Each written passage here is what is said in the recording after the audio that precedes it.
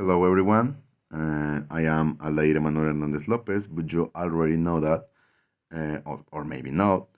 Um, Here I am with another presentation. This time I'm going to talk about teaching proficiency through reading and storytelling.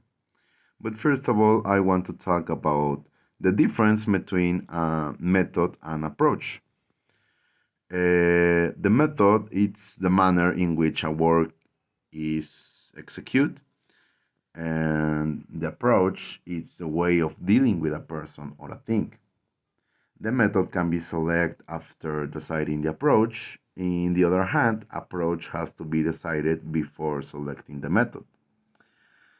The method refers to the direction or angle which the problem is going to be solved, and the approach refers to the whole process. Okay, so TPRS method, what it is. TPRS is a fun and effective method of teaching foreign languages in a classroom setting. It's a philosophy and a set of tools that teaches vocabulary in a highly comprehensible and contextualized manner. TPRS was developed in the 90s by Blaine Ray, a Californian teacher of Spanish. The person who we are seeing in this slide is Blaine Ray. He had his start by borrowing techniques from another teaching method called TPR, developed by James Asher. TPR's philosophy, and consequently that of TPRS, is that a second language is acquired very much like the first, meaning students in our classrooms are learning foreign languages in the same way that babies absorb their first languages. Rather than relying on overtly teaching grammar, we need to expose our students to the language and make it the language come alive for them. They need to hear the words as much as they can over and over, just as we did as babies. In helpful context and in many different interesting ways. Doing this will engage the students' long-term memories and facilitate the unique acquisition of language.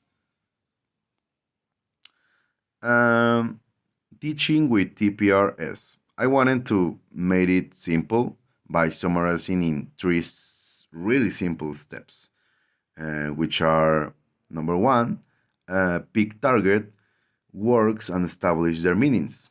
TPRS begins and ends with choosing the specific words that you want to teach your students. What words or expression do you want your students to know during the next lesson? Pick just one to three target words. I don't know. It may not sound like a lot, but we limit the number of target words taught in any given lesson so we can sufficiently emphasize them and ensure that they are committed to students' long term memories. The second stage is tell a story using the target words. Let's say you want your students to really learn that target vocabulary and integrate it into their long-term memories. Let's say one target word is the Spanish word azul, blue. You establish azul as the Spanish color blue in step one. Then you build a story around it. And the third step is give a reading that use the target words. The final step in TPRS is the reading part and will still involve the target vocabulary you've been teaching in steps 1 and 2. You'll know that you've done thorough job in establish meaning, supporting it with the story when you run out of time to do the reading in the same class period. Reading often takes a place a day after you've done steps 1 and 2. When starting the class, don't immediately proceed to the reading selection. Review what was taught the previous day, meaning go through step 1 and through step 2 again.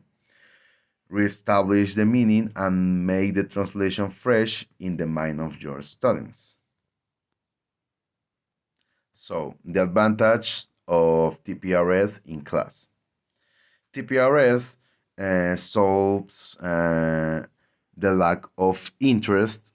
TPRS solves the interest problem by having storytelling at its core.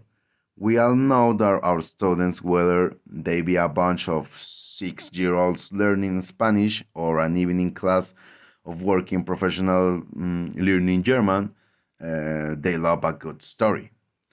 The story is an opportunity to flood your students with the repetition of your target vocabulary.